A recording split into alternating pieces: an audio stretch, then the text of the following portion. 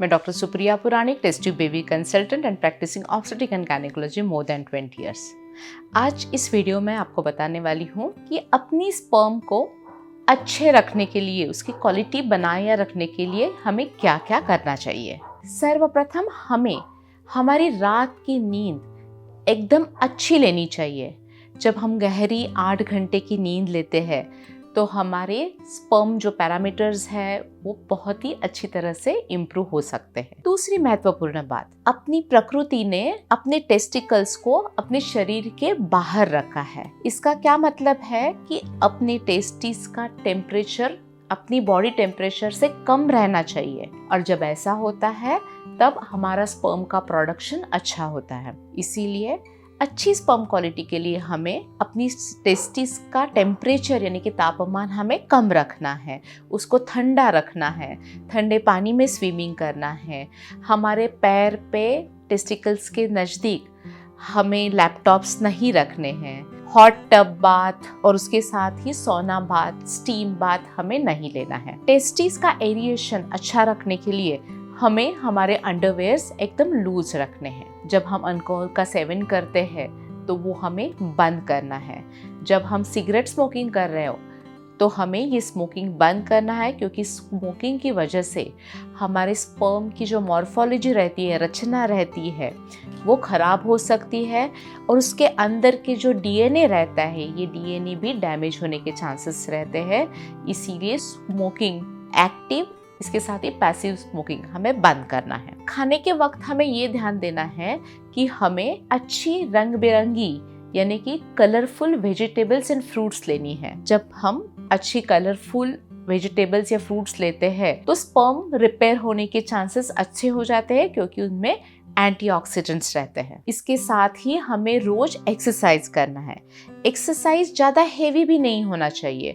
जब हम एक्सरसाइज करते हैं तब हमें एनाबॉलिक स्टीरॉइड्स लेने की सलाह दी जाती है, लेकिन ये हमें नहीं लेना है, क्योंकि ये लेने से हमारे टेस्टोस्टेरोन पे अफेक्ट हो सकता है और हमारा स्पर्म प्रोडक्शन कम हो जाता है। तो इसीलिए हमें एकदम मॉडरेट एक्सरसाइज करनी है।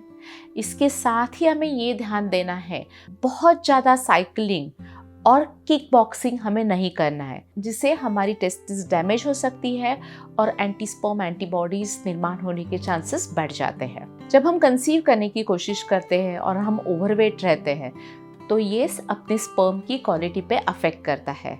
स्पर्म के जो आरएनएज है वो इस फैटी एसिड से डैमेज हो सकते हैं। इसीलिए फैटी एसिड की मात्रा हमारे शरीर की कम होनी चाहिए। Slowly and scientifically weight loss करने के लिए हमें प्रयास करना है। कंसीव करने के दौरान हमें ये भी देखना है कि हमारी स्ट्रेस लेवल कम होनी चाहिए। जब हमारी स्ट्रेस लेवल ज़्यादा रहती है तो हमारे शरीर में कॉर्टिसोल का निर्माण होता है, और उस कॉर्टिसोल की ज़्यादा रहने से हमारे टेस्टोस्टेरोन पे अफेक्ट होता है और हमारे स्पर्म प्रोडक्शन कम हो जाता है। और अंत में ये कहना चाहती हूँ, लेकिन ये सबसे महत्वपूर्ण है, कि हमें अपना इजैकुलेशन रेगुलरली करना चाहिए। जब हम रेगुलर इंटरकोर्स करते हैं या हमारा इजैकुलेशन रेगुलर तौर पे होता है तो हमारे सीमेन में जो स्पर्म्स रहते हैं वो स्पर्म की क्वालिटी अच्छी रहती है। डीएनए फ्रैगमेंटेड स्पर्म्स कम रहते हैं। स्पर्म की लीनियर मोटिलिटी यानी कि हालचाल बहुत ही अच्छी रहती है। इसीलिए जब हम ट्राई करते हैं या कंसीव करने की कोशिश करते हैं तो हमें बार बार इजैकुलेशन करना है या बहुत ही फ्रिक्वेंटली इजैकुलेशन करना है। तो आज इस वीडियो में हमने जान लिया अपनी स्पर्म की क्वालिटी अच्छी रखने के लिए हमें क्या करना है। हमें अपने लाइफस्टाइल में बदलाव करने हैं। हमें अल्कोहल स्मोकिंग का सेवन नहीं करना।